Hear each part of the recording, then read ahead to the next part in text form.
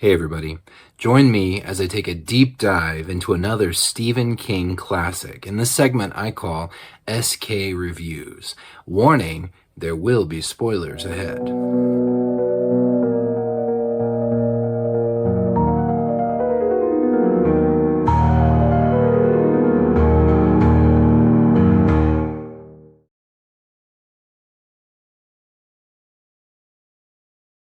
Hey everybody, in this video we're going to be talking about Firestarter. Firestarter was Stephen King's 8th published novel under his own name or the name Richard Bachman, and came out on September 29th, 1980. One of the interesting things, the two Bachman novels really had no supernatural elements to them at all, and Firestarter was the 6th Stephen King novel to that point. And at that point, all of the Stephen King novels had some kind of supernatural element. So that's a way that they distinguish themselves, or that the Bachman books maybe distinguish themselves from the Stephen King books, was at its very core supernatural elements versus no supernatural elements. Of the 6 Stephen King novels to that point, published before Firestarter and including Firestarter, 3 of them, 50%, featured the trope of kids with special powers, and an additional one, The Dead Zone, featured an adult with special powers. So kids with special powers was a huge recurring theme in Stephen King's earliest years. The Dead Zone was the first time that Stephen King really tried to explain the special powers, which is admirable, but he had mixed success, in my opinion. All the scientific jargon in The Dead Zone kind of starts to sag under its own weight. Firestarter features a much more confident and streamlined explanation of Charlie's special powers. It's special powers that came about in a very non-supernatural way. And it was King's most confident use of the special powers device up to that point. It's also the end of an era, as King sort of officially seemed to move away from the whole kids with powers trope after Firestarter, and arguably he didn't return to it until Patrick Danville in Insomnia 14 years later. So even if subsequent novels into the 80s, like It, featured children in dangerous situations, those children did not have supernatural powers. However, children in dangerous situations is still an easy way to engage and pull at the reader's heartstrings, which Stephen King was very adept at. And in my opinion, Firestarter is a culmination of everything that had come before. It's the best written, it's the best paced, it's nice and lean. It's free of the bloat that would come to haunt Stephen King's later books and his later career. It has the best use of the special powers trope, as I've mentioned. It is really well crafted and structured, with the dual timelines being very effectively used in Firestarter. It's still not the best novel from the first period, from Carrie through Firestarter. It's still not the best in my opinion, but it does show the explosive growth of his craft at that point. And in terms of a plot summary, I don't think I could do a better job than the blurb on the inside of my paperback edition of Firestarter. 1969. A man and a woman are subjects of a top-secret government experiment designed to produce extraordinary psychic powers. 1970. They are married and have a child, a daughter. 1972. The daughter first shows signs of a wild and horrifying force growing within her. Desperately, her parents try to train her to keep that force in check, to act normal. Now, the government wants its brainchild back for its own insane ends. Terror becomes child's play, death is everywhere, and the chase is on. Firestarter. So what works in Firestarter? Well, most of Firestarter works. As I mentioned before, the dual timeline approach is really effective in Firestarter, as Stephen King just kind of drops us right into the middle of action, high action that's already in progress. And then to break up the runaway train momentum of that forward progress, he jumps back to kind of show us the background of how the characters got to the point they were at the beginning of the novel in the first place. I couldn't help when I was listening to Firestarter to think about Carrie White. So to me, Stephen King took a real risk in coming back so soon after Carrie to another young girl possessed of a terrifying power. And he seems to take great pains to distance Charlie from Carrie. She's younger, she's way more powerful, she's less in control. She's really dangerous, and she doesn't even realize the extent of how dangerous she really is. And perhaps the greatest difference, she comes from a very, very loving and caring and just dedicated home environment, which Carrie, of course, did not. Still, it is a risk. It was a risk, I'm sure, at the time to come back to a young girl with terrifying powers so soon after Carrie. I think Stephen King does a great job in fleshing Charlie out as a flesh and blood character to the point when by the time the novel's over, you're not really thinking of Carrie anymore. You're just thinking of Charlie. And even though the shop, we're not good guys, the shop is not a great place doing great things, I found the shop to be almost endearing. Like just these, in the sense of like being boneheaded bureaucrats. And how they're really not as smart as they think. And that seems to be sort of a theme that runs through Stephen King's work. When the government is involved, they just kind of blunder in, and they think they know the best. They think they know what to do and what they're doing and what they're controlling or trying to control. But really, they have no idea. They're out of their league. And it's really amusing to me in the novel that even like the shop is well known. They're like the CIA or the FBI. There's the shop, and they're well known, but the public perception of them is that they're not all that smart, and they make a lot of mistakes. They make big mistakes in really public ways. It doesn't make them sympathetic, but in a weird way, it does kind of make the shop as an entity more relatable. It also, in a way, makes them more dangerous because you realize that they're not really in control. They're not as smart as they think they are. So they really may push something too far or make a mistake that could jeopardize Andy and Charlie's lives. But the fact that they're not all that clever really holds out the hope throughout the novel that Andy and Charlie really could escape.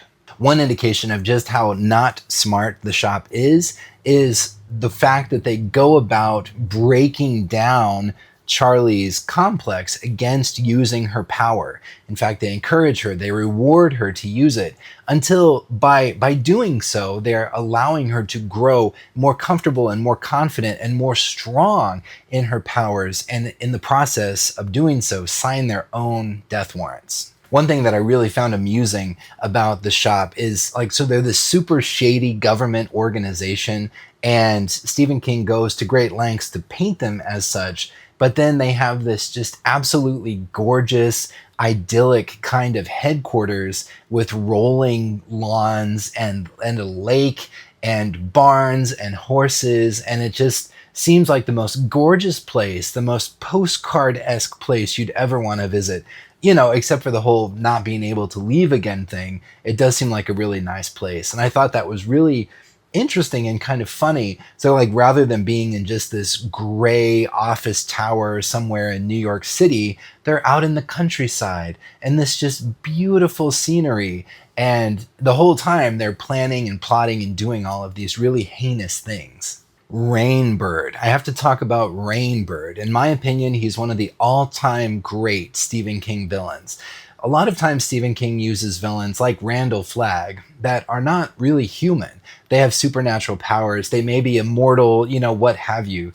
And in the group of non-supernatural Stephen King villains, characters like Annie Wilkes from Misery, Rainbird is right up there at the top, or at least top 3 non-supernatural Stephen King villains of all time. He's terrifying in that he's so calm and collected and methodical and confident, but also absolutely insane at the same time. There's also this really creepy and disturbing, almost sexual, I don't know if that it ever becomes officially sexual, but this almost sexual aspect to Rainbird's feelings about Charlie. At one point she's in a doorway and Rainbird is looking at her, and he describes her pose as pre-erotic. And there's lots of references to he will possess her, he will be with her, he loves her. I kept asking myself throughout the novel, I don't know that he is sexually attracted to her because she's a child,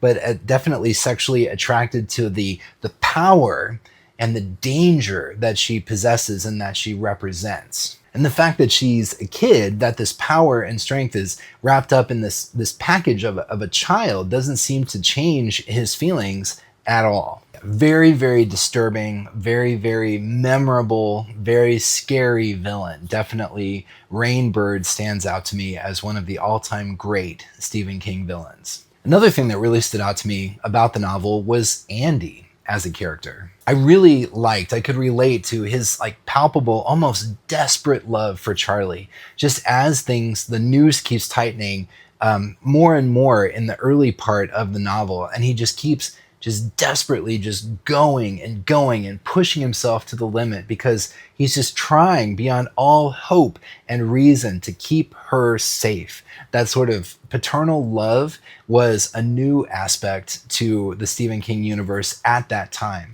With the exception of Johnny's father in The Dead Zone, most of the dads that Stephen King had written, Jack Torrance comes to mind, weren't all that great. So I really, really liked the way that Andy was just desperately invested in protecting and providing for his child. I love the idea that he did make money, he made a living from his power, but he used his power for good, to help people lose weight or to help CEOs gain confidence. Andy seems like a legitimately good guy and a good person and a good character. And then, of course, it's exhilarating, it's scary, but it's also exhilarating in a way toward the second half of the novel as Charlie, the shop breaks down the block that she's been feeling about her powers, and she is using and exercising her powers and growing more and more confident with them as time goes on. It's been building up to that so masterfully throughout the entire novel, and you're just you want to see her come into her own. You want to see the whole shop just leveled to the ground. And by the time that finally happens, it's very, very satisfying. And now a word about our sponsor. For over 20 years, StephenKingCollector.com has been the internet's go-to source for all things Stephen King. From breaking news and real-time sales updates from around the internet, to forums where you can connect with like-minded collectors, to information about first editions as well as highly sought-after and rare limited editions, StephenKingCollector.com has it all. Additionally, the collector sells custom slipcases to protect your most valuable and cherished treasures. The collector now offers book sales directly through the website and an all-around upgraded and improved payment system. With improvements and updates happening on a regular basis, there's always something new to see and experience at StephenKingCollector.com. The link to the site is in the description for this video. You should go check it out. You'll be glad you did. So what doesn't work? Well, unfortunately, it's a pretty big thing, and it kind of ends the novel on a weird kind of bum note to me. And the thing that doesn't work about the novel, really to me, is the entire ending section. So after the destruction of the shop, Charlie she passes out next to a pond, and she wakes up and there's steam all around, and it's quiet. The whole place is devastated, and she wakes up, and even though that would have been a really, really bleak way and place to end the novel with all of that uncertainty, I think that's where Stephen King should have ended the novel. But instead, he kept pushing to give Charlie some kind of a resolution or happy ending, and I think in doing so, kind of just ends the novel on a bum note, keeps it from being just a great overall experience. So starting after Charlie wakes up, in a novel that's pretty much airtight from a narrative standpoint, how Charlie is able to make it from the shop back to the Manders farm is a huge plot hole that's never really sufficiently explained, other than she hitchhiked with some hippies who were smoking dope and drinking wine, and maybe she kind of got high because she was around them, and that's why she doesn't remember anything. But somehow, in some way, she makes it all the way from the shop to New York, to New York State, where the Manders farm is, and she just gets there. And I mean, I think it makes sense because really nothing that Stephen King could have said to try to explain her process of how she knew to get from one place to the other would have made sense. It just seems like everything up to that point has just been like tight, spot on, and that just seems really, really unrealistic. I mean, I know it was the late 1970s, but even in the late 1970s, it just doesn't seem realistic that a young, unaccompanied girl could hitchhike all that way without any incident. I mean, at the very least, without anyone calling the authorities for her own good. And then Charlie ends up, I guess, hitchhiking again from the Manders farm to New York City, where she goes to the library, which is not unrealistic. Kids go to the library. She gets an address from a helpful librarian, and then she ends up in an office building in the offices of Rolling Stone magazine, where she, I guess, ends up speaking to a writer. I mean, it seems unrealistic that she wouldn't have been stopped at the door or stopped by the secretary or receptionist who initially interacts with her, and, you know, to call security for Charlie's own good. But instead, she ends up apparently getting to talk to a writer who's going to write this amazing article, as Andy had hoped all along, that would ensure Charlie's protection for the rest of her life, even though that also seems quite unrealistic. Once she becomes well known and a famous figure, yeah, maybe the government, the shop won't try to kill her. Maybe they will. Maybe that will make them even more likely to try. But still, Charlie will move from being a victim in a way of her powers to then not only that, but a victim of fame as well. So I don't know. It's very ambiguous. Even as Stephen King tries to wrap it all up with a bow, I really have serious doubts about Charlie's future prospects. And that's one reason, out of all the novels that Stephen King has ever written, I mean, I was really excited for Dr. Sleep, a sequel to The Shining, and I think Dr. Sleep is fantastic. And I would love if Stephen King would write a sequel to Firestarter, because there's just so much up in the air, so many unknowns as to where Charlie would go and what Charlie would be doing today were she still alive. So I get why Stephen King tried to wrap everything up and give Charlie like a true ending and a happy ending, or at least an optimistic or hopeful ending at that. But I really feel that last section just kind of like this beautiful song is playing on the piano, and then the last chord is just, it's just like an off note, and it just kind of mars the book in my overall impression, in my memory. It just mars the book, which is unfortunate. So, like I said, I think it may have been tighter, even though it would have been way less hopeful and happy for Charlie to just maybe wake up after she passes out next to the pond on the grounds of the shop, and then what comes next, who knows? You know, just leaving it open-ended that way. Or even, and I know this would have been just really, really unpopular, but she was kind of consumed by these mixed feelings and these feelings of self-loathing about her power and about the danger that she really was to herself and to others, almost like she was a monster. So there would have been a moment at the end of Firestarter, in the destruction of the shop, where it could have been believable for Charlie, you know, to see like fire encroaching on her and just to make a decision not to try to run away, but to like let it take her, let it consume her and destroy her. That would have been like really hella bleak. Stephen King went there like just a couple of years later in Cujo, so it's probably better that he didn't do that also in Firestarter. But, you know, I couldn't help thinking that's how Bachman would have ended the novel, with Charlie kind of laying down and allowing herself to be destroyed. But I suppose, like Stephen King has said, Bachman is Stephen King on a rainy day, and Firestarter, I guess, is not a rainy day Stephen King novel. So the standout scenes, the whole book is tight. The whole book is memorable. The scene in the airport where Charlie is like popping the coin boxes on the pay telephones, and accidentally like sets a soldier's feet on fire. The scenes in the shop where she is using her power and she is growing more and more strong. Those are all fantastic scenes. But to me, the two like really standout scenes are the scene in on the Manders farm when the shop agents and Charlie and Andy are like confronting each other for the first time.